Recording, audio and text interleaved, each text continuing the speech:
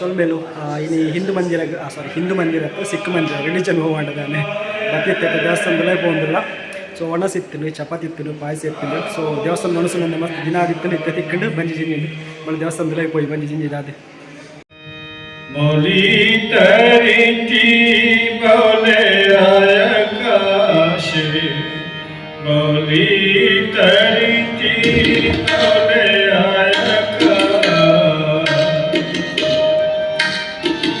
कभी मोरिया आदर करता बोली तरीती बोले